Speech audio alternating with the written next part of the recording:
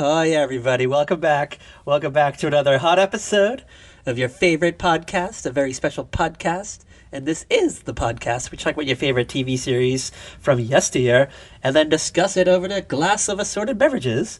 I'm your host, Patrick M. Dunn, and I'm joined here, as always, by my right hand, whoa man, Kat Halstead, the author. Welcome back. Welcome back, Katter. How are you? I'm just fabulous. Ooh.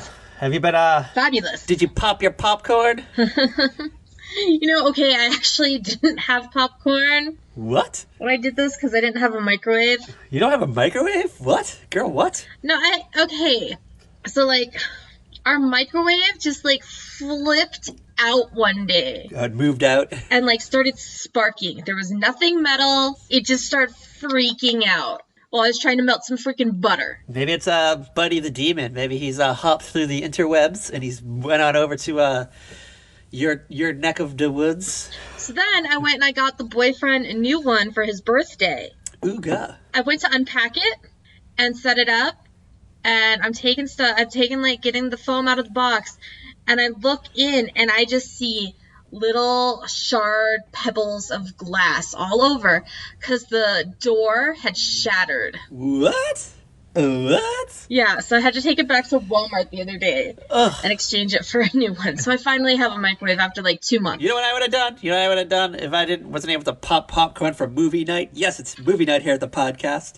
I would have got myself some smart food. Some what? Smart food. You don't know what smart food is? No, what the hell is smart food? It's cheese-coated popcorn. It comes in in a bag. You buy it at the store. It's in the snack aisle. Oh, okay. Do you not know what it is? I've never heard of that. Whoa. Whoa. We need to stop the podcast. Wait. Hold on. Wait. Before I fully embarrass myself, is it the stuff that comes in the black bag? Yeah. Oh, okay. I just didn't know what it was called. What? Oh my goodness. I was like, we need to stop the podcast. We need to call Kat an Uber. She needs to fucking have them go down to her local Walmart or something, Target, I don't know, whatever grocery store you shop at. There's a grocery store right behind my building. I need a periscope of you walking through the store looking for smart food. Does Periscope even still exist? I have no idea. I think it's just Twitter Live now or something. Oh my god, do you remember how we used to try to actually do Periscope? We tried to make Periscope happen, but it didn't happen. And so we 3 people would show up to mine, and I'm like, it's good enough. Yeah.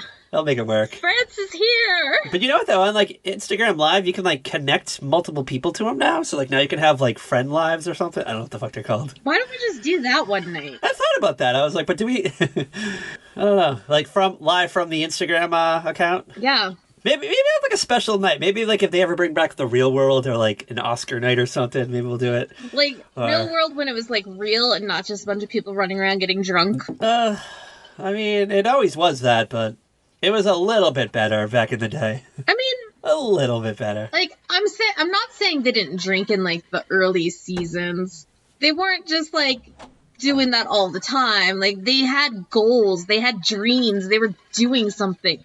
Eileen was a freaking bailiff, and Pam was a doctor, and Jed was a cartoonist, and Corey just wanted to work at a coffee shop, okay? And Puck was a bike messenger? What the fuck was he? What did he do? Something like that, right? Yeah, Puck was a bike messenger, and... R.I.P. John wanted to be a country star, and Julie wanted to dance, and... Eric was a model who probably for quite a while was the most successful, famous one out of them besides Pedro. Yeah, well, I mean, Eric was on, The Grind, The Grind. Every MTV Spring Break till, I don't know, 2003 or 4 or something, maybe-ish. Mm-hmm. He rode that train as long as he could. He did. My man. Good for him. You know what? If he got it, did you buy his workout video just so you can look at his abs? I feel like I need to plead the fifth on this one. He had a workout video, right? I'm pretty sure he did. I mean, Teenage Cat may or may not have had a grind workout tape. Oh, you for sure did. You were an exerciser. You were just sitting in your fucking bed, just looking at his abs, listening to fucking CNC Music Factory. Gotta make you sweat. I'm sure that's what he exercised to. Oh, totally. What else would he exercise to? No, but I feel like once they hit Las Vegas in real world, they all they did was party every season. Like, they learned nothing from what's-her-face, Ruthie. You know what? During Hawaii. I think it was time for a revamp. And I think the Vegas season was kind of fun, I guess. It got the Royal Palms or whatever it was that they stayed at, like a lot of press. Mm-hmm. And, they had to showcase all the bars and everything that Vegas has to offer. So, I don't know. I guess then it was kind of hard to follow up with that. So it's you know what? We'll just have them be party boys now. And that was the real world until, I don't know, someone almost died. Didn't someone almost die on the show at one point? Or die? I don't know. Yeah, and then I think he OD'd later on, a few months later, after the show stopped airing or something. Yeah, post-show. R.I.P. the real world. The good old days. We were supposed to do the real world for the podcast, but we totally forgot to put it on the list. Forgot to add it to the list trademark. We'll add it to the list. Oh, crap. I'm going to have to get my planner out later. Hold on. Before we start, last week's episode, Party of Five, we did a Twitter poll. We did a hot Twitter poll. Yes. And, Kat tried to say that she believed that, who did you say was the most popular? I said Lacey is the most successful. Lacey's the most successful actress out of the OG Salinger kids on Party 5, yeah. So we did a hot poll, and we got the results. So which Salinger sibling actor is the most successful? 72.7% said Neve Campbell, my girl, my gal pal. Oh yeah, I was right. Pat was right. Yeah, but how many said Lacey? She got 18.2%. She had a respectable 18.2%. And the guys had none. Well, Matthew Fox got 9.1%. He got a very paltry 9.1%. Sorry, Scott Wolf. You got 0. And coming in at a negative number is one of the Owens. I don't really even know your name. You don't matter. Oh my goodness. I just felt like I had to mention that, because why not, right? Right, girl? Only 11 of you voted, so I'm very disappointed in all you guys. Yeah. What the fuck? We know there's more than 11 of you out there. Yeah, we get tweets from strangers telling us when are we doing the next episode when we were gone for a month. So you're out there, girl. Yeah. I can hear you. I can hear you breathing down my neck. We know there's more than 11 of you. There's at least 493 of you. Yeah. I see you looking at my windows at night. I hear you guys talking during the coach meeting about my podcast. Yeah. Kat's coworkers, I guess, are listening to the show, right? Is that what you're saying? Is that what you're insinuating? Yeah. Shout out to the guys and gals at Kat's workplace. Call us, tweet us, vote in our polls. We'll put up a poll. We'll think of a poll in this episode. Because what are we doing tonight, Kat? Halstead, the author. What the fuck are we doing? We are diving back into childhood, like always. Well, almost like always. And we're watching one of our all-time favorite movies. Oh, yeah. It is a movie we watched multiple times as children. I owned the novelization of this movie. I got it from one of those Scholastic book fairs. That's how embedded in my life it was. I read the book before I saw the movie. Okay. I didn't have this novelization, but I had the novelization of the second movie. Whoa, really? And I read that before the second movie even came out. Yeah, that was back in the day when the novelizations would come out a week or two before the movie dropped, so you could just read the movie. It was great. Yeah. That was a great time to be alive. Do they still make novelizations? I don't know. I'm gonna have the next time I see the nephew's Scholastic stuff, I'll take a look through. I used to love how there was always differences because they would always go from the first draft of the script, and then you would see the movie what the fuck, that doesn't happen. People have different names and stuff, just alternate endings. Yeah. I remember the novelization of TMNT, the first Teenage Mutant Ninja Turtles, is wildly different than the movie, and I was the fuck. I had the Batman Returns novelization. I did it for a book report one year. That's how fucking bad I was.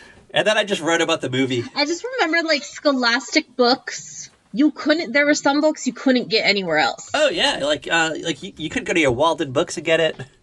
You could only get My Girl the novelization at Scholastic Books. Because I fucking highly doubt my library carried that fucking thing. I remember these books we had to read for like our environmental studies class. Or Oh, did we see the name of the movie yet? we're doing My Girl. We said it, I think. I don't know. I'm on my second hard seltzer, okay? I just mentioned it, and I was like, you know what? I don't think we dropped the name of it. So, all right, resume your story. We're doing My Girl. We're doing My Girl. My Girl. We're talking about My Girl. My Girl. All right. So you had the poster, or whatever the fuck you just said. I don't know. Resume. We read the novelizations. We, like, were obsessed with this movie before we really understood we were obsessed with the movie. You know what I mean? Yeah, I remember, like, so we knew and we loved Macaulay Culkin in Home Alone. We saw them in that. Yes. Then, I don't know, one day I was at the movie seeing something else. I don't remember what I was seeing. Maybe The Never Ending Story 2 or something. And it said, this fall, or whatever, this spring, whatever it came out, Macaulay Culkin is in My Girl, starring Dan Aykroyd and introducing Anna Klumsky. And I was like, wait, what? Yeah. Hold on, what? Yeah. And it was great. I was like counting the days I had on my calendar. Our love of Macaulay Culkin drove us to this movie. Oh yeah, like if he was not in this movie, I probably would have not have gone and seen it. I'm not gonna lie. I mean, maybe. I probably would not have, like, I probably, like, if it was on cable, I probably would have watched it at some point, but it would not have been the, I have to see this, because Macaulay Culkin, who's, like, my age, is, like, one of the stars of this movie. But, hold on, little did we know that this movie would introduce us to one of the greatest child actors of all time. I'm gonna, you know what, this will be a poll, because I legitimately think that Anna Klumsky Oh, God. is one of my favorite child actors ever. Like, she fucking shines in this. She shines in fucking My Girl 2, and that weird fucking, like, Gold Diggers movie she did with fucking Christina Ricci. Oh, my God. She was great on Veep. She was great. Oh, she was fantastic on Veep. And, like, I don't know, like that one episode of Halt and Catch Fire that she did on AMC. I mean, to be fair, she, like, disappeared for a while, and then she came back. Well, I think Gold Diggers, The Secret of Bear Mountain was her last movie. That was 1995. Because I think she wanted to focus on, like, just being a child and just going to school and college. Yeah. And she came back. She came back in 1995, Gold Diggers, The Secret of Bear Mountain. Then her next role wasn't until 2005, a whole decade. She was in a movie called Wait. Huh. Although it did lie, she did do a few appearances. She appeared in an episode of Early Edition, an episode of Cupid. Just enough every so often to keep the SAG card going and all that stuff, sounds like. Yeah, like, I don't know, like maybe her parents needed to eat or something. They were like, fuck, we gotta work now. We gotta get jobs. You're not the child star that we thought you were gonna be, Anna Klumsky. Get your ass out there, girl. Get your ass out there and hang out with fucking Kyle Chandler and do an episode of Early Edition, please. But yeah, she's back. She's back. She has a Netflix show out that's coming up called Inventing Anna. Okay. I don't know. It has Julia Garner in it, Laverne Cox. Those are names that I've heard before. Yeah, so get ready. Get ready. It's going to be the hottest thing to hit Netflix since that new January Jones show. Yeah. That already got canceled. Oh, did it? I think so. I never even saw any promo for it. Like, at all. Netflix is really weird with their promos. Like Yeah. Unless it's a fucking Strangers thing, you don't fucking hear about it. Like, they didn't even, like, announce when the final season of The Ranch was gonna start, and then it's like, oh, hey, guess what? The Ranch ends this week. If you blink, you'll miss the premiere and the cancellation of The Ranch, starring our boy toy, Ashton Kutcher. And Yeah, you're gonna miss the last episode. we're gonna take it off our networks forever. I think, like, there's only, like, a few really, like, high-profile Netflix shows. Probably Stranger Things, Grace and Frankie, House of Cards at one point in time, but not anymore. I love Grace and Frankie. We know you do. That's about it, right? Fuller House still gets attention. Yeah, but, like, they literally have, like, a new show premiere every day of our lives, and they drop, and they come and go. Like, last week, I just, like, put on Netflix, and I'm just scrolling through, like, I'm home, like, an hour earlier than normal or whatever, because my shift ended early. And I'm like, wait, what's this? And I'm like, put it on. I'm like, what the hell is Mario Lopez doing with a show on Netflix? I didn't know about this. What? He's like the co-star. He's like the producer of like some like show about a teenage genius who goes to live with her uncle in California, and like she wants to still do like normal teenage things. Is this a reboot of The Smart Guy? No. Oh, I wish. If only. You could watch it in like a day. Like there's only like 8 episodes. I started watching it because I was like, oh, this is kind of cute. Something just like easy to put on like when you get home after a long day. After a tough day at the office. You know, and like there's this guy. Oh my God, Patrick, there is a guy who looks like Epstein from Welcome Back, Kotter. No way. All right, well. I will send you the picture that I took of the screen because I was like, holy shit, this guy looks like Epstein. Call back Epstein. to a previous episode. Like, it was freaking me out. It was freaking me out when I watched this. And then, it was like only 8 episodes, and like, we got to the end, my boyfriend and I were both like, wait, what the hell? Only 8 episodes? Come on, Netflix, do better. That's how I feel when I watch The Marvelous Mrs. Maisel, because there's only 8 episode seasons, and I get really into it, and then all of a sudden it's fucking over. It's done. And I'm like, wait, I have to wait a year now? Yeah, I still need to watch season 3. Oh, yeah. It's season 3 of Marvelous Mrs. Maisel. Not as good, but it's got some great one-liners. Yeah. Tony Shalhoub as the dad makes the season. Yeah. I hope he gets all the Emmys. Shout out to Tony Shalhoub, friend of the show. Call us, tweet us at Very Podcast. Tell us what it was like doing scenes of Mrs. Maisel where you were like in Florida. Jason Alexander's in it. He's in like a hot episode. It's great. Really? Yeah. I mean, I was gonna say, if Tony Shalhoub is gonna tweet us and write us or whatever, he needs to talk to us about wings. Oh yeah, fuck, and yeah, or like tell us, give us some like hot monk secrets maybe. I'd like to know some secrets of Monk. Like, what was it like working on a USA Network show? Like, being like the first, like, high-profile one, too. Yeah, well, besides Silk Stockings. Yeah. Never forget Silk Stockings! I'm sorry, I forgot about Silk Stockings. Neither of us should have been allowed to watch it. Add it to the list, Kat. But I watched every episode. Yeah. Add it to the list, Kat. Add it to the list. All right, My Girl. Yes. 1991. Yes. We were in, like, 4th-ish grade. I think we're in 4th grade. Yeah. Get ready to enter middle school era. Gearing up for middle school, get ready for junior high, get ready where things get serious, where, I don't know, we learn about sex ed, and we start noticing the opposite sex, maybe. But we're not quite there yet. And this movie comes out. Yeah. Stars our boy, Macaulay Culkin, our unfound new gal pal, Anna Klumsky, and I kind of feel like My Girl, like, opened the gate, to be honest with you, for all this Brave New World. I don't know about you, but that's how I feel. For the what? This Brave New World of, like, junior high things and issues, like... Oh, yeah. Oh, totally. Yeah, sorry. I don't... Like, because it's that point... Because we were the same... Here's the thing. We were very close in age to Veda and Thomas J. I did the math. You know? I did the math. I think they were a year older than us when this movie came out. Like, I think... Yeah. But it's relative. It's all relative, girl. Yeah. So this is coming of age. Like, things happen. Veda gets a period. I don't know. She's like talking about boobs in one scene. It's like, wait, what? What's going on? Like, what the? Like, I just remember being like 10 years old and like watching this with my mom. Yeah. I mean, so 4th grade for me was that first year the girls got the period talk. Really? In school. Shit, you got that in 4th grade? We got it in 4th grade, and you get the little, like, kit that has, like, a couple of, like, a pad and some panty liners and the little pamphlet. I feel like that was, well, I mean, I don't know what it's like for girls, but I feel like 6th grade was, like, the boy one. I just know in 4th grade, that's, like, 4th and 5th grade.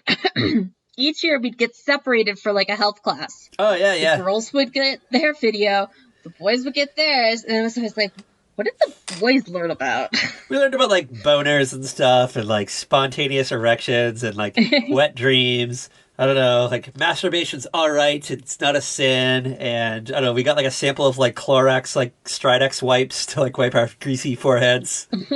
And, I don't know, deodorant. We got, like, a little, travel size thing of deodorant, and then, I don't know. Yeah. That's about it, because we started smelling funny. It's about that age where you just start stinking. That's true. It's awful. It's an awful fucking time. But I mean, you know what? Next time I want to be a girl. Yeah, Patrick, do you remember how mean I've been to you at times? For sure. At times, like all the time. I'm not always mean to you. I am a very nice, chill person. I'm gonna expose the DMs. We're gonna put them out there. It's like release the emails. Damn it, Patrick! All those eye roll gifs and the forehead smack emojis. You know what I'm talking about. All right, you want to get into the movie? Okay. And then we'll kind of like reveal our like secret tie-ins with how we relate to these characters as we go. Here's the basis of the movie. We have tomboy Veda Sultanfuss. Great name, by the way. Great name. It is. Best name ever. She is growing up in a mortuary. Yeah. Oh, yeah. With a single father, a war-scarred uncle. Yeah. Uncle Phil? Is that his name? Phil? And a grandma with dementia. She's got a boy who's a best friend. It's the 70s. Nobody knows how to deal with her. She's sassy. She's too smart for her own good. Her dad's like the local funeral parlor guy. He's got the Sultanfuss Funeral Home, which is just like the worst name for a funeral home. I just want to throw that out there. Mm-hmm. Veda Sultanfuss is a great name, but Sultanfuss Funeral Home, that's a mouthful. Veda kind of gives like tours of the funeral home. Like she goes outside. She's kind of like, she's a tomboy too, like in a way. Like she's very tomboyish because her mom died during like a few days after she was born. She was basically raised by her dad and her uncle and grandmu, the now entrance senility grandmother. She hangs out with dudes. Like she mostly just hangs out with like dudes. She just like lures the neighborhood boys. She charges them like, I don't know, like a nickel or a dime. And she gives them, like, the tour of the funeral home, and she promises them that they're going to see a dead body. Yeah. And she just, like, opens the casket. The casket's empty, and she's like, oh, shit, sometimes the bodies escape. And she, like, just tiptoes to another room. She opens the door, and the grandmother is just, like, sitting in the chair, like, completely still. And then she just, like, rocks a little bit, and the kid's just screaming right out of there. And then she, like, goes over, like, high-fives her grandma. Yeah. Grandma gives her, like, a sort of a hug, but you know she's starting to lose her mind, unfortunately. You know, like so you start to think like, oh, like Veda's this like tough girl. She's this tough little girl, but yeah, we soon very quickly realize that she's kind of like despite growing up around death and having her mother die at a super young age, she doesn't know how to process death. Yeah, she has no clue at all how to process it. Yeah, so she literally just thinks she's dying. So there's a scene coming up. She finds out that her dad's, like, I don't know, high school gym teacher died of prostate cancer. And she, like, finds the death certificate. She looks at it. And then she, like, runs to her local doctor. It's the doctor that she sees. She must go there, like, once a week, maybe twice a week, maybe more. Who knows? I think she goes in, like, multiple times a week. They're just like, we're just going to let her do her thing. Yeah, she literally shows up. And, like, the receptionist just, like, picks up her little, like, phone and she's like, hey, Veda's here again. And then you can hear, like, the little muffled, like, Mad Men sound. Yeah. The old-timey, like, intercom system. And then she's like, all right, he'll see you now. And then he's like, the doctor's like, what's going on this week? She's like, I don't know, I think it's my prostate. Which, hold on, I just want to throw this out there. That's a joke that I didn't understand when I was young, but when I watched this the other day, I was like, oh, shit, yeah, you know what? That's a great joke. King of comedy right there. Like, there's a lot of stuff in this movie that when we were kids watching it dozens upon dozens of times, we did not pick up on. Oh, yeah, for sure. Like, I didn't pick up on that, like, Curtis was like a horny broad. I just thought she was a nice lady who liked the dad. I didn't realize she likes the dad. Dan Aykroyd. Hold on. Before we go any further. Yeah. Is Dan Aykroyd a catch? Harry Sultanfuss is a catch if you're looking for stability. Okay, I see it. And I think a woman in 1972? Yes. Yeah, that's what she's looking for. Well, I mean, I saw her, we get to see Shelley's like first husband, and I'm like, if I had to pick between Shelley's first husband and Harry Sultanfuss, Harry Sultanfuss for sure. Oh, 100%. For the win. 100%. But I don't know. I was just kind of like watching this, and I was like, you know what? There's like a softness to Harry Sultanfuss. Like he's definitely damaged goods. He's definitely damaged goods. He probably had like the one love of his life. Mm-hmm. She died, and he just kind of was like, like that's it, I guess. I'm just gonna sit here and watch All in the Family till the end of time. Raise my daughter who thinks she's got a chicken bone in her throat. Yeah, who was born jaundiced. We learned. Okay, that's a thing. No, I know. But I want to point out, though... Yeah, I was going to say, like, Mr. Medical Professional. No, I was going to say, the reason why I brought up Born Jaundiced is because, hold on, that was the original title of the movie, Born Jaundiced. I know. That movie would never have gotten our... Okay, can you imagine being like, Mom, I want to see Born Jaundiced because Macaulay Culkin's in it. My mom would have been like, what? My mom would be like, yes, okay, you were born with jaundice, Katie, go away. We're going to go see what's opposite of this. You can get your Billy Rubin test later. Speaking of Harry Sultanfuss, there's a scene I want to point out, because we talked about this before in the podcast. I think it was way back when we did the All in the Family episode, because we talked about how they watched as a family together, All in the Family. Yeah. And the thing about Archie Bunker is he was always kind of like the butt of the joke. Mm-hmm. And I think this is probably one of my favorite scenes of the movie is, so Veda, Gramu, and Harry are watching All in the Family. Archie just says one of his Archieisms, and then Harry just goes, "Oh man, I love this guy. He's just like me," or whatever. It's like something similar, and I was just like, "Whoa!" Like, yeah. So I just thought it was great because the whole point of Archie Bunker was like he was like the butt of the joke, but everybody just related to him. Like he's a shitty person. Like Archie Bunker's a shitty person, but yeah, I don't know. Everyone in America related to him for some reason in 1972-ish. I mean, he was a hard-working man just trying to, like, make it through the day. Yeah, that's true. That's true. With a crazy daughter. Do you not see that in Harry Sultanfuss? Like, come on. You know what? The parallels between them are great. I would love to see, like, 1984 Sultanfuss Family, where it's Harry, Shelley, Veda is a whole decade older, a decade and 2 years older. She's, I don't know, she probably has her boyfriend from the sequel. Mm-hmm. They're now married, and I don't know, they're down on their luck, so they're gonna move in to the funeral parlor. Oh please! At this point, they're living in the camper because Shelley and Harry had a couple of kids. In the sequel, Veda has to give up her bedroom for the baby. For the beba. Yeah. That's why she ran away to fucking Los Angeles for the summer. It wasn't even the summer. It was like a spring break. Oh, I love the freedom. I love the freedom that she has. It's just like, you know, she's like 13 years old. She gets to go to fucking L.A. by herself. Well, Uncle Phil was there. Uncle Phil moved there, right? Uncle Phil was there. That's who she went to stay with. Yeah. And his, like, weird girlfriend who had a kid. Yeah, and I don't know, he had his own props. But then they let them just roam the streets all day long in search of, like, the truth about Veda's mother. Yeah, like, doesn't, like, Veda find, like, a postcard or something and she finds, like a secret? Or am I thinking of Scream 3? I don't know. They kind of, like, blend together. No, this is you're thinking My Girl.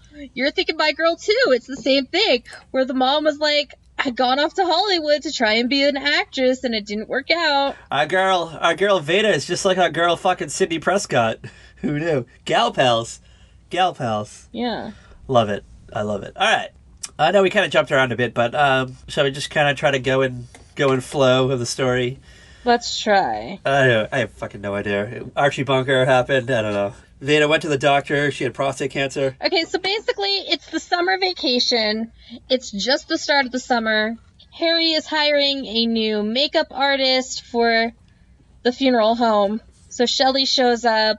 Veda's just hanging out with Thomas J, doing what they do, which is just sit around, play cards, ride bikes. Sit on the stoop. Just like normal kid stuff. Yep, play hopscotch, fucking jacks. And sing The Witch Doctor. Yeah, they do, like, all that, like, cool stuff that kids don't do anymore. Yeah, R.I.P. kid stuff. Like, at all.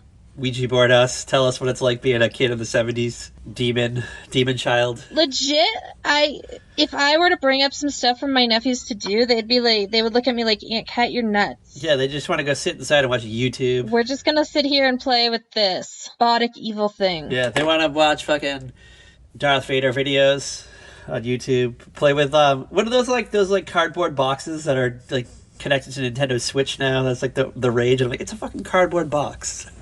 Like, why you paid $60 for a cardboard box? I don't know. Minecraft, is that what you're talking about? I have no idea. Like, there's something that came out for our Nintendo Switch, and it's you actually like buy cardboard boxes and put them together, like make puzzles out of them. And but it's a game that's like connected to Nintendo. I don't know. I don't get it. What the hell? Explain it to me, Twitter. What the hell? Someone tweet us at Fairy Podcast. Tell us what that cardboard box thing is, because I don't get it. I have a lot of cardboard boxes. I have a lot of shoe boxes that I could probably use. Make a Mario out of it. Who knows? Maybe a Luigi. I mean, to be fair, like, I could give Axton, like, all my cardboard boxes, and he would make, like, crazy towers out of them and stuff. Ooh, yeah. Shout out to Towers. Yeah. So, Shelly shows up. She's like a department store, kind of like a Clinique girl kind of thing. I mean, she worked in an actual salon, but that's definitely more like what she was. Yeah, she just like did makeup at the salon. She just made people pretty. She didn't really like read the ad all the way through. She just saw makeup girl hiring in, I don't know, some suburb in, I don't know, Philadelphia? Where they like suburb Philadelphia-ish? Something like that, yeah. She shows up and she like walks in and she like, it literally says Sultan Fuss Funeral Home like right on the sign. Like she don't see it because she's shocked. Yeah. She's shocked when she finds out that she has to put like he's talked to her about it before, like on the phone. She just didn't want to believe it. Maybe she thought it was a joke. I don't know. Maybe she thought maybe she just like read a Mad magazine that day and just had Mad magazine on her mind. Yeah, like maybe she thought this is what he says to like scare off the crazies. Yeah, like it's a test. Like you're testing your testing your applicants. Like maybe she like read like a weird well, this is before they had Yahoo, like how to get hired articles, but it was Reader's Digest, like how to get hired. Yeah. So they're like, yo, when you're like, when the interviewer throws out like weird questions, just like crack a joke back at them, and you know they'll like think you're not crazy and like advance you in the interviewing process. So she just went with it. Exactly. She rolled with the punches. Yeah. And then she's like, oh fuck, like you mean I have to touch dead bodies? Damn. I don't know if I want to do this anymore, but you know what? Like, I have to do makeup on dead people? But I think... And you're gonna make me look like they looked alive? I can't make them look better? Well, she tried to make them look better. And Harry got mad. Harry wanted them to look like old school marms, which is a word I've never heard before. Because that's what she was, an old school marm. What the fuck is a school marm? That's like the first time I've ever heard that word. I don't know. I've never really understood that unless it's like the old, like, lady teacher at the school has been there like forever and doesn't have any kids. She's like the old maid of the school. I don't know. Let's Google this. All right, you Google that. School marm. A school mistress. Typically used with reference to a woman regarded as prim, strict, and brisk in manner. So like Miss Trunchbull from Matilda. That's like what I'm picturing. Yeah. Shout out to Miss Trunchbull. R.I.P. Miss Trunchbull. She's probably dead now, right? I think so. I don't know. All right, so the school mom's dead. School mom dies. Jamie Lee Curtis as Shelley Devoto dolls her up, and she looked good. She looked pretty hot for like a dead school mom. I'm not gonna lie. Yeah, I was like, damn, you know what? I'd throw it in her if I had to. If I was into like dead people. Oh my gosh. Dan Aykroyd comes in. Harry Sullivan comes in. He's like, no. He's like, what the fuck? He's like, she looks like a fucking 2-bit whore. And she's like, well, I mean, I wanted to make her look attractive. And they're like, well, this is like what she looked like in her day-to-day life. I didn't want her to look like an old school marm. That's what she was. So she had to wash all that fucking makeup off and, I don't know, just do nothing after that? Like, what do you do? That look was not Jeffree Star approved. That school marm look. No. Maybe put some, like, chalk dust on her forehead or something. I don't know. What the fuck? How do you make someone look more like a school marm in their death? I don't know. I just don't know. So anyway, Shelley immediately takes a liking to Veda. I think, like, the only reason why she, like, wants to stay is because of Veda initially. I think she kind of sees, like, the pain in her life. I think she understands what Veda's going through. She realizes that, you know what, she has no real, like, female role model in her life. And especially now that Gramu is all senile and doesn't know what's up. I can't remember. Is Shelley there when, like, the bully schoolgirls walk by? Yes, because they're sitting out on the porch with, she's sitting out on the stoop with Thomas J. And there's that one girl who ends up her best friend after Thomas J. Judy. Shout out to Judy. Yeah, Judy's like, I'm sorry. Who? And you can tell Judy wanted to, like, hang out with Veda.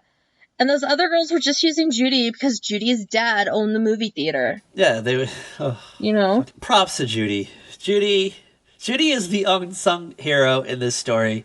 I wish we got more scenes of Judy. I wish we got like a fun, like, you know, maybe like Veda got tired of hanging out with Thomas J one night, so she like went to Judy's house and had some peanut butter and jelly sandwiches or something.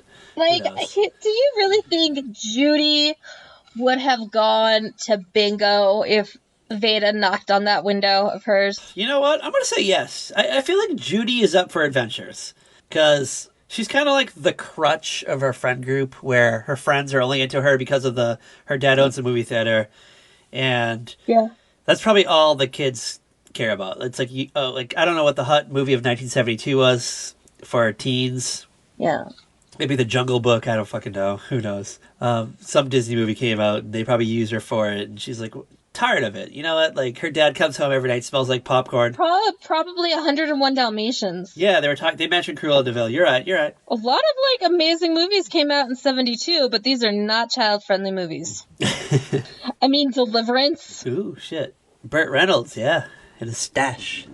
R.I.P. Ouija Bordos. There was The Godfather, The Poseidon Adventure, Planet of the Apes, Conquest of the Planet of the Apes. I feel like they might want to go see that though. You know what? Like maybe that might be like kid friendly. Yeah, maybe. Maybe not the girls though. The girls probably won't. Maybe, I don't know. I'll find out later. I can toss on the DVD. We'll figure it out. All right, so I feel like Judy's just tired of movies. Her dad comes home every night. He smells like popcorn. She don't want to go back there and smell fucking popcorn again. She's over it. Mm-hmm. She's up for an adventure. So I feel like if Veda Sultenfuss knocked her, like threw a rock out her window, say anything style. Yeah. She'd probably go for it, I think. Yeah, she'd be like, you know what? Let's go to fucking bingo. Okay, I could see that. Let's do it, girl. Let's do it. Yeah, you know what? I want to see like the year in between My Girl 1 and My Girl 2 where we get like fun Judy and Vader adventures. I feel like we have like a whole show in it. Like, should we fanfic request? My Girl 1.5 the summer. Well, actually not even the summer, like fall. I don't know. Like 5th grade. Were they going to 5th grade, 6th grade? How about My Girl junior high? We'll workshop it. All right, yeah, we're missing some beats. We got to get through this. We're running out of time. You know, Veda is definitely constantly seeking attention from her father. Harry very often seems distracted or just not interested in, like, what she's saying. He's just like, okay, Veda, that's great. Fabulous. I think a good part of him, he doesn't, like, Pour me a Coke, Veda. I think, like, he doesn't he was just kind of, like, thrust into childhood. Not into childhood, but into raising a child. Yeah. He always thought this was going to be, like, a partnership between him and his wife, and, you know, she croaked. And now he's doing it alone. He's got his brother, who I guess is childless, like, doesn't have any kids. And Grandma's there, but... He doesn't have any kids, he just has a steel plate in his head. Yeah, and, I mean, I guess Grandma, like, helped out, like, a whole chunk, but... Yeah. For the most part, I think that Harry Sultenfuss, like, he's a good dad, but he's not... He doesn't know how to connect to his daughter. He has no clue how to connect to Veda. No, like, maybe if he had a boy, things would have been different. I think things might have been a little more peachy for him. You know, I'm not so sure about that. I think he still would have been, like, kind of this just little lost soul in a way. Because, I mean, he was a young guy. He's a young guy when all this went down, and, you know, he's still in the prime of his life, and he just kind of has to put everything on hold, raise this girl, and, like, keep his business afloat, basically. Yeah. So, yeah, I guess the stress. Stress eats at you. Yes, it does. He put on a few pounds. He's not like he's not the most fit figure out there. He's no Burt Reynolds. No, but you know what though? He's good enough for Shelley. That's all I gotta say. Well, I mean, Shelley was with like this sleazy guy who looked like Artie Ziff from this like Marge Simpson's like first boyfriend. Oh my God, yes. Oh, that's great. Exactly. That's great. I want to say, hold on, like Jamie Lee Curtis sidebar. Is this peak Jamie Lee Curtis? Right here? Because she's hot in this. Yeah, this is like peak Jamie Lee Curtis, because this is around the time she had that show on ABC. Oh, yeah, we've talked about it before. What's it? And where her, like, movie career is really starting to, like, take off. And then, like, all right, hold on. Poll. So, this could be our Twitter poll. Is Jamie Lee Curtis hotter God, can you talk tonight? in My Girl or True Lies, where she does that famous like striptease scene? Oh, Because this is a tough pull right here. This is tough. that is a tough They're pull. both equally hot. So we'll throw that out there. Follow us on Twitter at Very Podcast. We're gonna throw this hot poll out there. We're dying to know. Because I you know what, I think I have to watch them both side by side in like a dark movie theater. Just figure it out, because you know what, they're both great. They're both great scenes. Oh, alrighty then, Patrick. Especially that first shot of Jamie Lee Curtis like getting off the camper, and she like her tits are showing, like her tits are like flapping basically. They're like flopping all over the place, and the music slows down. And we're just like, whoa, like what is happening? Hot 70s garb on. Yeah, she is very much like in style, different from what the moms in the neighborhood like, so different from what like Veda and Thomas J had seen before, because like I think Thomas J's mom is like the quintessential like mom of the neighborhood, you know? Yeah, I got the impression that like the Jays, I don't know what their names are. They say their last name in it. Sennett. I can't remember. The Sennetts. I feel like they were older parents. Like they had Thomas J. like maybe when they were like a little bit older. Maybe that's why he has all these like weird medical problems, like why he has all these like weird allergies. He's allergic to milk and bees and everything basically. Fucking he can't chocolate. Yeah. Can we talk can we talk about Thomas J now? My boo. Yeah, this is the Thomas J corner. Yeah. Our boy TJ. Okay. Can we just talk about how tiny he seemed? Yeah, like I don't know what like the order of filming was. Was this filmed before Home Alone? But Kevin McAllister definitely seemed after. After. It was between Macaulay Culkin and Elijah Wood for this role. Oh, I see it. And then with Macaulay Culkin because he had the name from Home Alone. If My Girl came out and this had fucking Elijah Wood, we wouldn't be talking about this right now. We wouldn't be. This would be forgotten in time, like Jack the Bear or something. It's some movie you don't talk. North. What was that other movie he did? I honestly don't know. Was he in that movie with Kevin Costner where he gets like kidnapped, or was that like a different child actor? I just know he was Frodo. I sat through those movies once and that was good enough for me. You know what? As someone who doesn't like fantasy, I agree with you. I think that's like our only like sci-fi meeting point is that we both don't like Lord of the Rings. Like I watched them once and I don't ever feel I need to watch them again. Can we put that as your can we put that in your Twitter bio? I watched it once and I don't need to watch it again. Just for like a week, just for like a few days. Just throw it in there. Here, I will update my Twitter bio right now. I mean, it won't be as epic as the time it was like I'm that one person who liked college friends from college or whatever it was. That was great. Like 3 people got that. And then after that, we'll go into Thomas J. Corner. Okay, hold on. I am updating it. I'm deleting everything right now. Do I need an emoji next to my name? If you want, I don't care. I don't know. What emoji would I put next to my name? I don't know. Ooh, I'm gonna just put this little, like, moon. Crescent moon. Because why not? I love it. I stand.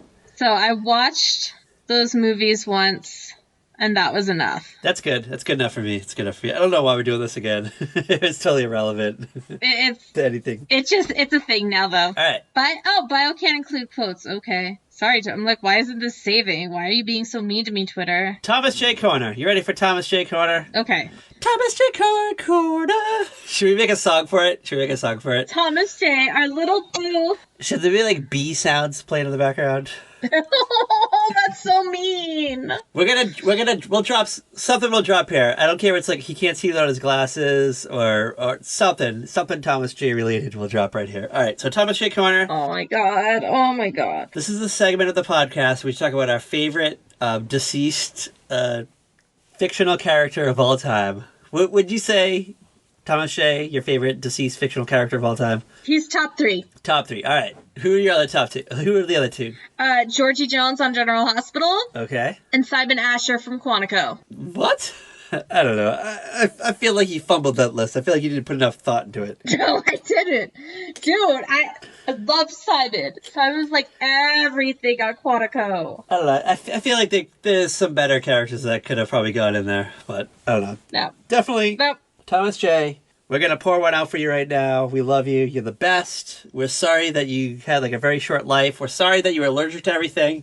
We wish you could have enjoyed things like Hershey's and Reese's peanut butter cups and I don't know, just honey. Yeah, honey, just anything, like everything. Like, you know what? You wanted to be an acrobat. We wish you could have been an acrobat.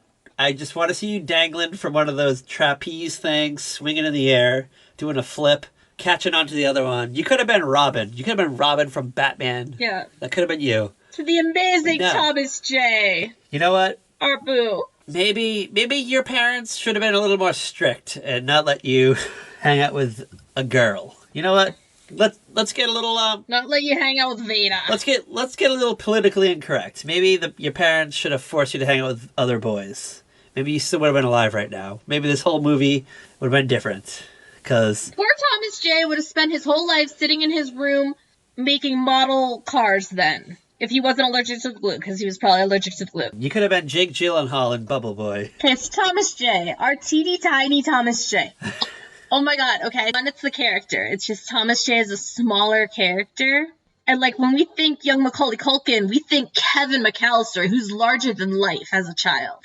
And then we get little Thomas J. You just want to be like, oh, Thomas J, I just want to protect you, my precious little bean. Oh my god.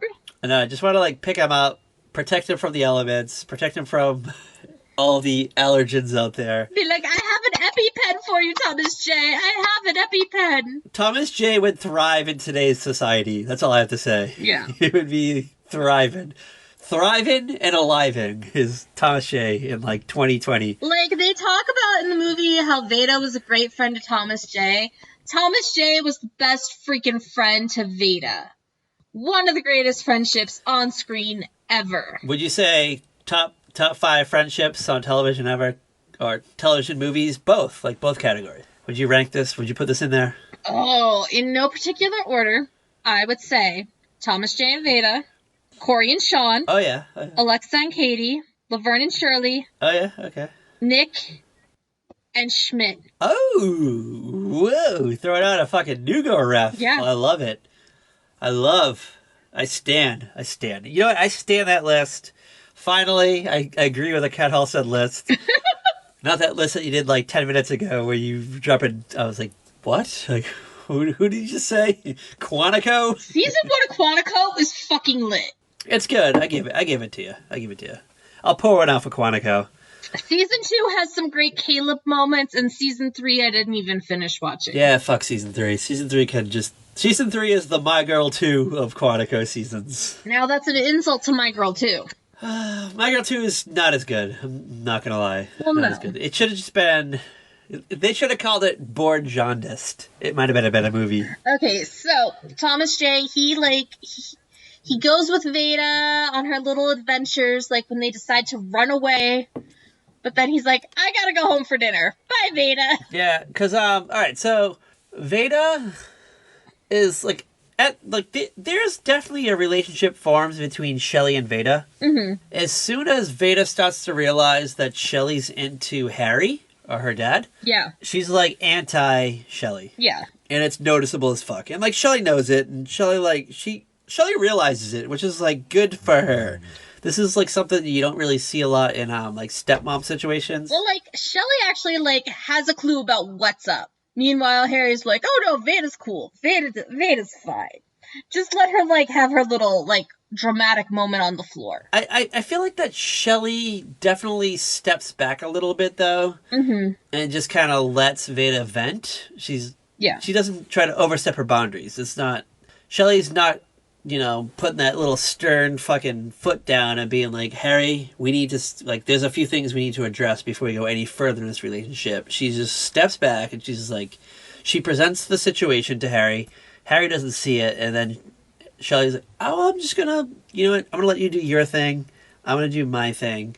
And, I don't know, hopefully this thing will sort itself out. Yeah. And it kind of does. It kind of does. Because I think Shelley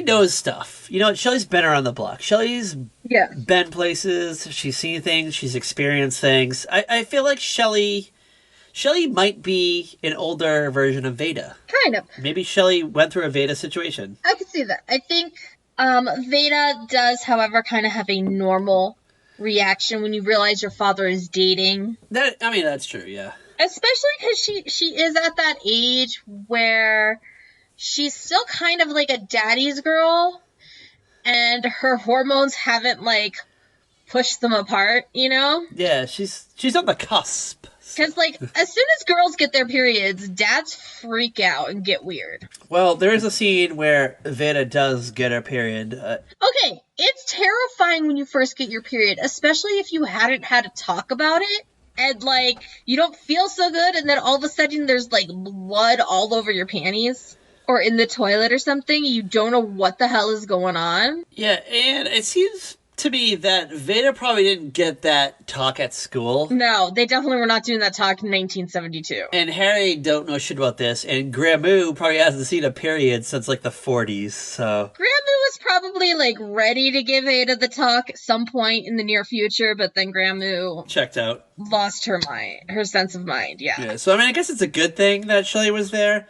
Shelley kind of, like, saves the day. Yeah, if Shelley wasn't there, can you imagine Veda running into the doctor's office and being like, I'm hemorrhaging out here? I feel like that doctor would have just dismissed it, too, because that doctor's... Probably, and the nurse would have been like, hold on, come here, Veda, we're going to go over here and have a little chat. Yeah, and the nurse is probably smoking a cigarette while she's giving the talk, because it's the 70s, and nurses smoke cigarettes in the office. But there is a really great scene between the nurse and Thomas J, where she asks, why do you think Veda comes here all the time? And he's, like, spot on. Yes. He is one insightful little guy. Veda not knowing how to deal with death, and it's all around her, and she doesn't know how to comprehend and process everything. And it's just like, oh, Thomas J, you're perfect. Can I point something out? Yeah. So there's definitely a lot of foreshadowing in this movie. Oh, yeah. That I never noticed till this last time I watched it. So, you've heard of Chekhov's gun, which, you know, anytime... Of course. They show a gun in, like, a story, it's going to be used.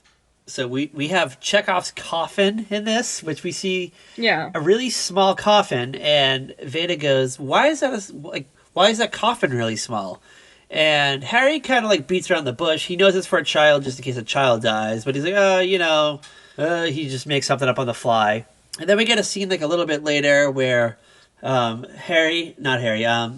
J and Vader are fishing. And Thomas J, like, hooks, like, a fish they're going to throw back in. Mm-hmm. Thomas J, like, throws the fish back into the pond. And Vader's like, oh, is the fish okay? And Thomas J's like, yeah, the fish's okay. And we get, like, a cut to it, and the fish is dead, like, floating on the water. Yeah. So there's just these weird little snippets of death that are just kind of presented throughout the story, and I don't know. I just find it very interesting. No, I found that interesting too, because I honestly don't know the last time I, like, sat down and watched My Girl. But they really focus in on it, though. And, like, if I had My Girl on before, it was probably, like, it was on, but I wasn't, like, sitting paying attention to everything because I knew the movie so well, you know? There's just a lot of scenes about the future between Thomas J and Veda. Well, it's like Veda has that crush on her teacher, Ellie, to take the writing class, which has the weird hippie guy who's like, no way, Veda, I want you to feel my aura. And she's like, I don't think I'm allowed to. I forgot about that whole subplot. So there's just a subplot that's revisited a couple times. It's kind of creepy when you're watching it years later. Oh yeah, that was one of those things. But, like, I kind of see it. Like, the teacher was like, oh, Veda, no. It wasn't like, oh yes, Veda, we have a future. You know what I mean? He was definitely trying to shut it down. Yeah, he was like, Veda, it's not happening. So Veda has a crush on her English teacher.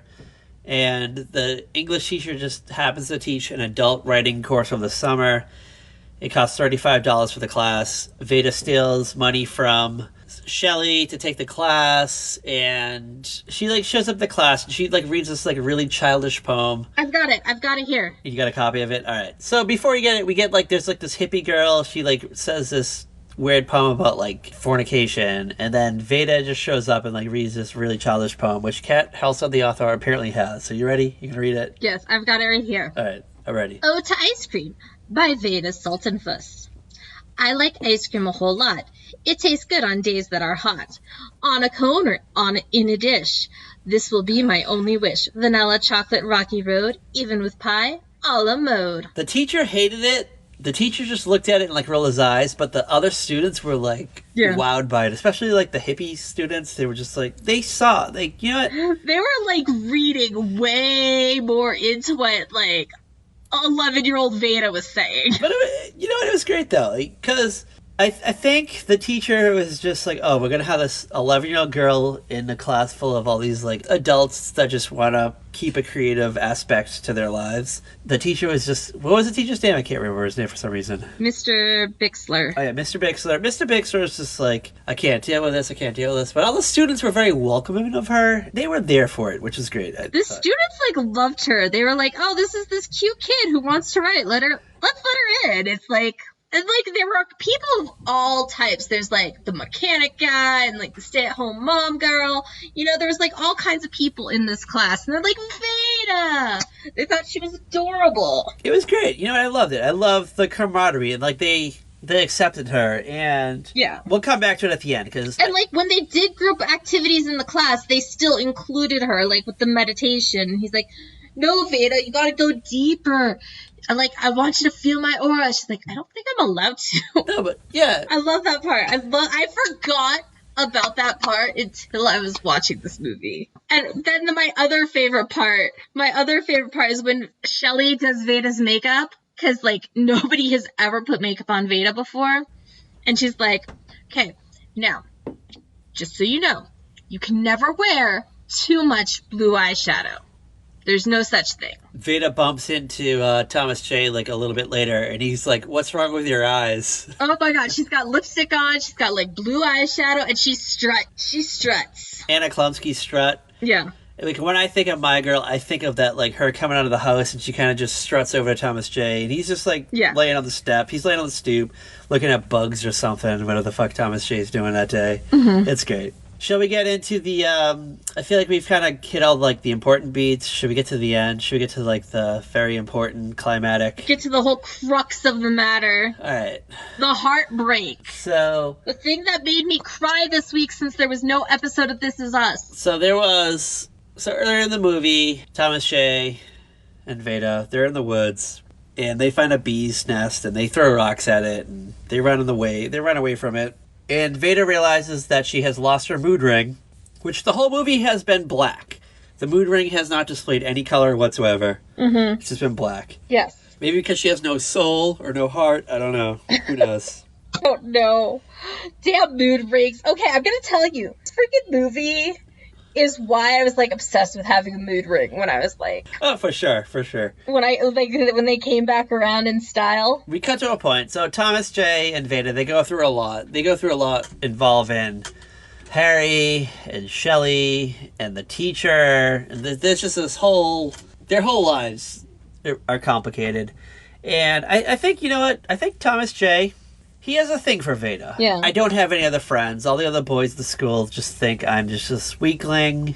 She's like the only person that talks to me. Oh, yeah. I think it's just like me and her. She's my ride or die. And, you know, he knows that she lost her mood ring, and he really wants her to have it, because I guess it meant a lot to her. He knows that, like, she might have lost it in the woods somewhere, so he goes back there, and he's kind of, like, around the bee's nest, and... You know, he finds the ring, but I don't know, he like stirs up the bees. He gets stung. His glasses fall off. We get that like very ominous scene where you just see the glasses fall. Oh, that killed me. I'm going to tell you, it like never, this whole stuff with Thomas J never like really killed me as much as it did until the other night. Like it always made me sad, but the other night I'm bawling my eyes out. This is the first time I've watched it and I've cried like I cried during Titanic. Even like going into like you're going into it, you know what's going to happen, but it still hits you. So the cop shows up at the at Sultan Fuss's parlor because he's like warning him. He's like, "Hey, you're gonna have a kid coming," because probably the right thing to do, like let you know there's a body of a child coming. Yeah, and he has to go up and tell Veda. Because Harry knows, he has to go up. It's like the next morning. I guess Harry probably like thought about it all night long. Yeah.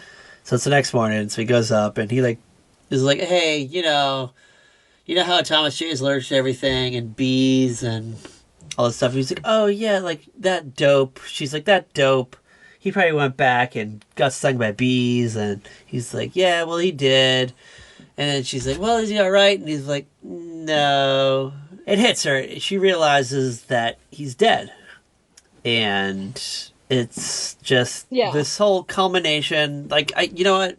Like, she's been around death her whole life. Like, her mother died when she was a child, which she does not remember. Like, when she was a baby, which she does not remember. People are always dying around her. But I think this is, like, her first... This is her first, like, real death, so to say. Yeah, this is the first death that she is aware of. It involves her. Like, it's not something she's been told, like, oh yeah, your mother died, like, 2 days after you were born, you know? This is, like, the first person she actually, like, knew and had a relationship with that has died. She has this complete emotional breakdown. She, like, runs to the doctors, mentally shuts down, and she just stays in her room, and, you know, Harry has to prepare the body for the funeral. It's really emotional, it's really tough, and, like, the funeral's happening, everyone's coming in, we see the family. Yeah. And it's what's it, like, halfway through the funeral, and Veda decides to come down? It's not even, like, halfway. So, okay, first, before, Shelley tried to get Veda to come out and talk and eat, and she left food at the door, because Veda just was, like, curled up in the bed, like, doing nothing, like, just in her emotions, which is perfectly acceptable. Yeah, absolutely. Veda has this extra thing where the funeral is in her damn house. So, in a way, she can't escape it. It's an old house. You're telling me she's not hearing this through the vents anyways? Yeah, there's a part where she, like, looks out the window and she sees all the people walking in. Like Harry should have just, like, sent her somewhere for maybe the weekend or something. She wasn't coming out of her room, though, to be fair. Yeah, I guess that's true. So, like, she comes down and she sits at the top of the steps and she's listening for a moment, and then she gets up and she walks down and she, like, walks the room because Harry and Shelley are distracted somewhere else for the moment, and Veda just, like, walks over to the casket, and it's an open casket, and she's all like, Thomas J, do you want to go climb a tree? And, oh my god, this whole thing is just hard to watch and heartbreaking, and oh my god. He's not wearing his glasses, he can't see without his glasses, she runs out of there. He can't see without his glasses! And she needs to escape, and she just kind of, like, runs. She goes to Mr. Bixley's house, is that what his name was? Yeah, Mr. Bixler. And he's, like, getting ready to go with his fiancé. And then she's like, oh, shit, you have a fiancé? What the hell? No. You and I were supposed to get married. He's like, no, Veda, honey. And she shows up at his house, and she says my favorite line of the whole movie, I love you like my dad loved Shelley. And he's just like, oh, like, okay, well, I mean, you know, that's not going to happen. You're an 11-year-old girl. I'm like 30 probably. Yeah, he's definitely been around for a few years. She kind of feels like a dope, so she leaves. She dips out, and we kind of get her moping around a little bit. And it's like, I guess summer's wrapping up. I think it's the end of summer. It's like the last day of class at Mr. Bixler's summer writing class. And like everyone's like, oh, Veda's not going to show up. Veda's not going to show up. And then she does. She walks in. Do you have the poem? Do you have the poem that she says? I do have the poem. All right, so she comes in. This is kind of like the end of the movie, and this is really moving. This is really great. And if an 11-year-old girl actually like wrote this, power to her. But I mean, I'm sure this is written by like an actual like film writer. But okay, are you ready? Poetry corner, poetry slam. Weeping willow with your tears running down, why do you always weep and frown? Is it because he left you one day? Is it because he could not stay? On your branches he would swing. Do you long for happiness that day would bring? He found shelter in your shade. You thought his laughter would never fade. Weeping willow, stop your tears. There is something to calm your fears. You think death has ripped you forever apart, but I know he'll always be in your heart. This moment in time, I think Veda Sultanthus finally understood death. And I think this was like a moving forward point for her. You know, she's not going to be that person that just shows up at the doctor's office every day and saying that she has prostate cancer. It was. She runs out of the class. She runs out of the classroom. She runs into Judy. Judy's sitting on the steps. And Judy's like, "You done?" She's like, "Yeah." She's like, "All right, let's go." And they like go down and get ice cream or something. So it's great. So it's like Veda and Judy are just now. Yeah, so, well, and then it's like with this voiceover from Veda, which is, things are much better now. I finally swallowed that chicken bone. Judy and I will be in the same homeroom, and the Republican Party just renominated Mr. Nixon. Yeah.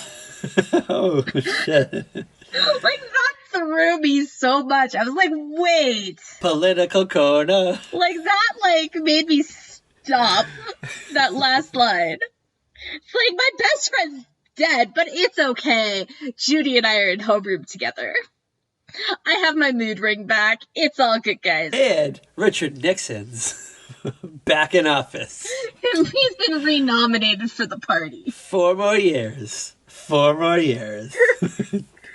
No, because he's breaking into Watergate like a couple weeks before this scene. We'll save that for the before we do the movie Dick. All right. Before we get into our big announcement, do we have any last minute thoughts on My Girl or Anna Klumsky or Macaulay Culkin or Dan Aykroyd or Jamie Lee Curtis or titties? I really love Dan Aykroyd. We don't see him enough these days. Yeah, what's he been up to? Like, does he do things or is he just kind of like gone? I don't know. Let me look him up. Like, I think he did like an episode of the Goldbergs, maybe. Playing like a blues brother or something. Or something. Like somebody like close to like his character or something. Oh, he's gonna be in the new Ghostbusters. I guess he was in the other Ghostbusters as a cabbie, but we don't talk about that one. It says he was on the Connors. Yeah. He was on Happily Divorced in 2012. He was on an episode of Family Guy in 2009. He did do that like SNL, like, what was it, 40th anniversary special thing, and they actually let him do one of his little infomercial skits. Like, oh, that special made me so mad. I remember watching that and being like, you guys are totally like ignoring some of the great comedians in here just to promote like Kristen Wiig. Fuck you, asshole. I forgot that Cat also the author hates Kristen Wiig. Not a friend of the show. Not a friend of the show. No. All right. She can kindly fuck off. We've talked about our Patreon last week's episode, right? We dropped the ball. Yeah. Unfortunately, I was like rushing you through it because I had to get to work and I still needed to get dressed. So that's why I was like, Patrick, hurry up, Patrick. So should this be our full announcement of our new Patreon? I don't have all the stuff in front of me. It's all right. So we have a Patreon page. And we're gonna do some bonus things for y'all. So we're gonna do commercials. We're gonna talk about commercials.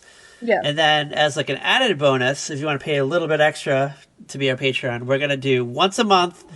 We're gonna do a movie from our youth. Yes. And we're gonna revisit it and try to determine if it holds up or not. Yes. And My Girl was kind of like the testing ground for that because we like toyed with the idea.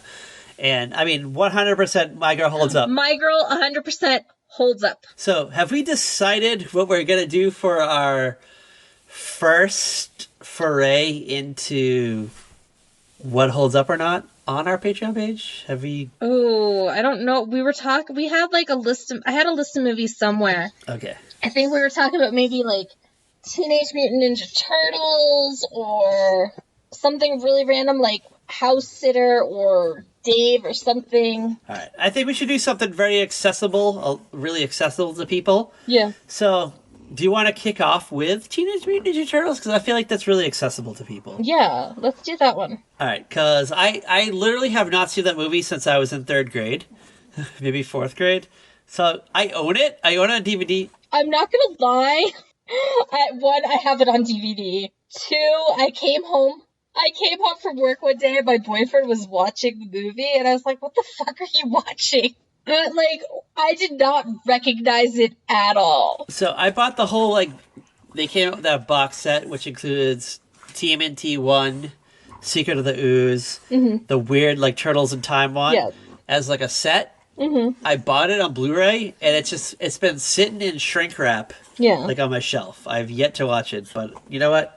I'm We're gonna, you know what? I might go order some Domino's Pizza or Pizza Hut or whatever, whoever the sponsor was at the time. It was probably Domino's. And we're gonna dip into this world. Like, Domino's was everywhere back then. Maybe I have a coupon. I have a hug coupon. So, I mean, I guess just go onto like Patreon and just look for a very special podcast. You'll find us, and just look at our tiers. Well, by the time this episode is up, we will have it set to go. You can pick what level you want. There's different levels that get you different things, different access to different opportunities, or whatever you want to call them. Perks. That's what they're called. Yes, perks. We teased giving you a preview, so we might let one preview episode slip out on YouTube. Is that what we decided? We're going to put one on YouTube as like a preview? I think that's what we decided. I honestly don't remember. I have to check my notes. We'll definitely throw one. Maybe we'll put it on our feed too, so it'll pop up. We haven't quite figured it out yet. Yeah. Sorry, we're not prepared. We're just like half-assing this. You know us. You know us. You know and love us at this point. So you know and you love us. Don't think that this will be us not doing movies on the normal feed anymore, because we'll still definitely do movies every now and then. Oh yeah, we'll still do. We have an agenda. We have a hot agenda now, and we can't wait. Yes. We hope you grow with us. We want you to support us, because we've been doing this for 5 years. Yeah. You know, we love all of our fans. We love you all, and if you came along and just threw us a few bones, you know what? If you just want to listen to us talk about Milk It Does a Body Good, then you know what? Go for it. Do it. Do it up. Totally. If you don't have enough money, then we'll still love you. If you just want to listen to the regular podcast, we don't care. Yeah. We totally appreciate. Because we do. You know what? We want to grow the pod. We want to be like a hot pod in the community. Is that what it's called? Is that how you say it? Oh my gosh. Are we just railing? Should we just end it? Okay, Patrick. You're I have to cut you off, hon. Yeah. All right. Where can you? You're starting to sound like that that guy at the bar who's like, I love you guys. I appreciate you. Do you guys you guys are like my best friends. Do you guys understand how much I love you? And then Norm and Cliff are like, shut up, Paul. Then I'm going to say tomorrow we're going to definitely have lunch. We're going to go out for lunch tomorrow. We're going to get some pizza at Cornerstones. Definitely call. Here's my phone number. Call me. I'll meet you at 1. It's like the next day I'm hungover and I don't answer the phone. And no one calls me anyway. Yeah. All right. Where can you follow our Wild Adventures, Cat Hall, said the author? Where can you follow us? You can find us on Twitter at Very Podcast. You can find us on Tumblr, Instagram, Facebook at A Very Special Podcast.